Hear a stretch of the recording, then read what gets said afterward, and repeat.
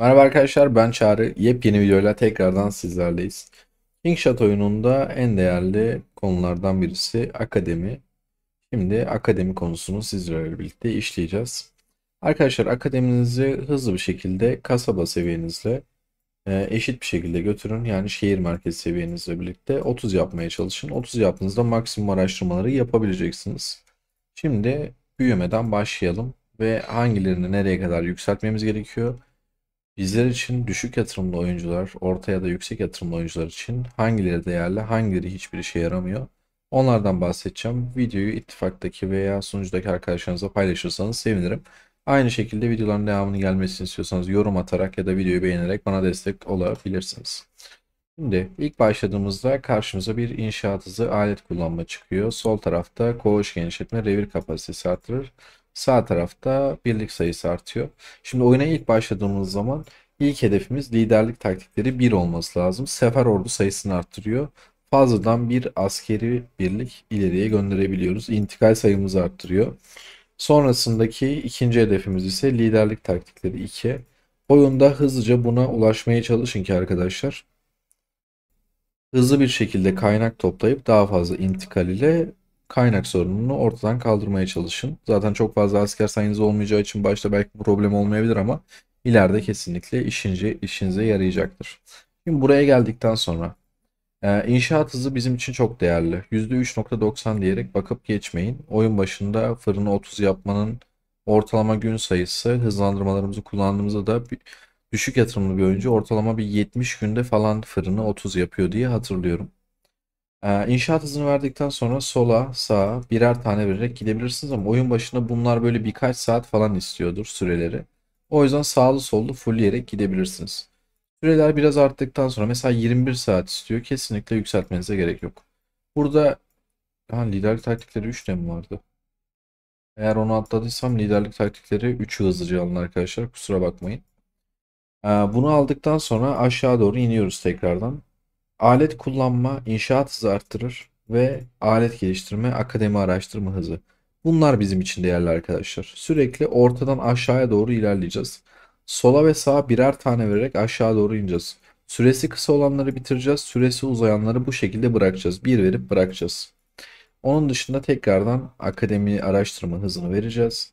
En aşağı kadar geleceğiz. Ta ki nereye kadar arkadaşlar? Bu en alttaki alet geliştirme yani araştırma hızı vereni bir tane veriyoruz ve bırakıyoruz. Kesinlikle 2 ya da 3 yapmanıza gerek yok. Eğer oyunu çok uzun soluklu oynamayı düşünmüyorsanız bu sonuncuya vermeye de bilirsiniz. Şimdi ekonomi kısmına geliyorum. Burada büyüme ile alakalı anlamadığınız bir kısım olsa lütfen yorumlarda sorun cevaplayayım. Şuradaki kısım için de kusura bakmayın. Ben bu aşamaları geçeli 1,5-2 yıl olduğu için bazı kısımları unutabiliyorum. Ekonomiye geldiğimizde ise oyunda çoğu oyuncunun yaptığı hata daha hızlı kaynak toplarım amacıyla buraları hızlı bir şekilde yükseltmek, büyütmek, ilerlemek. Bu hataya düşmeyin arkadaşlar. Ya buralarda böyle 2 saatlik, 3 saatlik, 5 saatlik şeyleri falan tamamlayabilirsiniz. Yükseltmeleri tamamlayabilirsiniz. Mesela taş toplama hızı 3 saat diyor. Buna verebilirsiniz ama ne zaman verin? Eyalette bir ittifaktaki arkadaşınızın aktif bir şekilde oyunda olduğu zamanlarda yaparsanız bu 3 saat mesela 1 saate düşüyor. Yarım saate kadar falan düşebilir ittifak yardımlarıyla birlikte. O zamanlarda yaparsanız eğer arkadaşlar süreler çok daha kısa olduğu için ki bunların ilk baştaki zamanları 20 dakika, 15 dakika falan o yüzden hızlı hızlı tamamlayabilirsiniz. Ben oyuna başladığım zamanlarda bu tarz mesela bastığında belli bir güç alıyorsun araştırma yaptığında. Ben genelde bunları araştırmak için şunu bekliyordum. Mesela diyor ki bunu bastığında 2250 güç kazanacaksın. Burada etkinliklere bakıyordum. Burada mesela araştırmayla güç yükselt diye bir gün olur illaki. Hangisi bilmiyorum ama hangi günde? Şöyle eski günlere bakalım. Araştırma yaparak güç. Araştırma için hızlandırma kullan. Burada yokmuş. Hızlandırma kullan. Tamam, bu eyaletin biraz ilerleyen aşaması olduğu için muhtemelen buradaki görevler değişti. Oyunun başında arkadaşlar araştırmalarını yükselterek etkinliklerde puan alabileceğiniz etkinlikler gelecek. Ben genelde onları bekliyordum. Böyle kısa olanları bitiriyordum. Özellikle ittifaktaki aktif oyuncuların olduğu saatlerde bunları bitiriyordum. Onun dışında böyle süreleri kısa olanları falan bekletip o etkinlikte puan almak için kullanıyordum buraları. Ama belli bir aşamaya geldikten sonra Mesela şurada 9 saat istiyor. Şehrinizdeki üretimin artması hiçbir işinize yaramaz arkadaşlar. Yine bir nevi toplamalar, yiyecek toplama, işte taş toplama falan bunlar yine bir nebze de olsa işinize yarar ama şu şehrin içindeki üretimler bu oyunun hikaye kısmı. Hiçbir şekilde üretimden gelen kaynakla bir şeyler elde edemezsiniz ya da size bir şey sağlamaz. O yüzden şu üretimlere kesinlikle hiçbir şekilde basmayabilirsiniz ya da şu 10 dakika 15 dakika olanları falan etkinliklerden puan almak için kullanabilirsiniz. Yani oyunda çoğu oyuncunun yaptığı hata burada sonlara falan gelmek oluyor. Biz onu genelde farm hesaplar açıyoruz. Farm hesaplarda büyüme ve ekonomi de buralara getiriyoruz. Onun dışında savaşa vermiyorduk zaten. Ama ana hesabımızda kesinlikle büyümede ortada en aşağı kadar geleceğiz. Sonrasında savaşta da yükseltmemiz gereken şeyler var. Şimdi burada oyunun başında buralar kısa süreler istediği için arkadaşlar buralara hiç detaylı bakmıyorum. Burada sağlı sollu hepsini fullleyerek aşağı kadar inin. Hala buralar max olduğuna göre 90 günde buralarda kısa istiyordur. Ama mesela artık buraya geldiğinde 11 saat. Son aşamada mesela 2 gün istiyor. Artık böyle günlere geldikten sonra arkadaşlar bizim için değerli bazı araştırmalar var. Mesela en değerlerden bir tanesi piyade savunması. İkinci olarak değerli okçu saldırısı. Üçüncü olarak süvari saldırısı. Şimdi diğer değerli olanları sayıyorum. Kalkan yükseltme yani piyade sağlığı. Okçu öldürücülüğü, keskin nişancılık ve süvari öldürücülüğü. Arkadaşlar bu oyundaki en değerli istatistik piyade sağlığıdır. Öncelikle bunları yükseltmeniz gerekiyor. Daha sonra piyade savunmasıdır. Sonrasında nişancı öldürücülüğüdür. Yani okçu öldürücülüğü. Sonra mızrakçı öldürücülüğü. Sonra nişancı saldırısı. Sonra mızrakçı saldırısı. Yani pardon süvari saldırısıdır. Gidip hiçbir şekilde burada okçu savunmasını, süvari savunmasını, süvari sağlığını ve okçu sağlığını bunları yükseltmenize gerek yok. Savaşlarda bildiğiniz gibi piyadeler ön hatta savunma yapar. Arkasında mızrakçılar ya süvariler dizilir. Onun da arkasında okçular dizilir. Sizin okçularınızın hasar alması için bu süvarilerin %20 ihtimalle tetiklenip arka hattaki okçularınıza atış yapıyor olabilmesi gerekiyor. O yüzden bu size saydığım istatistiklerden sonraki gelen değerli istatistik ise okçu sağlığı ve okçu savunmasıdır. Her zaman bu sıralamaya göre bunları yükseltmeniz gerekiyor. Şimdi bu silah hazırlama tüm ekiplerin saldırısını güçlendirir. Bize tüm ekiplerin saldırısı gerekmiyor. Çünkü tüm ekipler dediği zaman arkadaşlar bunun içinde piyade de var. Biz piyadeden savunma bekliyoruz. O yüzden öncelikle tekil olanları yükselteceğiz. Mesela burada piyade saldırısını arttırır %4.75 23 saat sürüyormuş. Burada süvari saldırısına bakıyorum. Yine %4.75 yükseltiyor. Ama 2 gün 10 saat sürüyor. İkisi de aynı istatistiği veriyor. İkisi de birinci seviyeden ikinci seviyeye çıkıyor. Peki neden piyadenin saldırısı çok daha kısa sürüyor? Çünkü oyunda bir işimize yaramıyor arkadaşlar. Bunu siz de kendi akademinizden teknoloji savaş kısmından girip kontrol edebilirsiniz. İkisi de birebir aynı istatistiği veriyor. İkisinin gün farkı farklıdır. Bunu sağlıkta da kıyaslayabilirsiniz.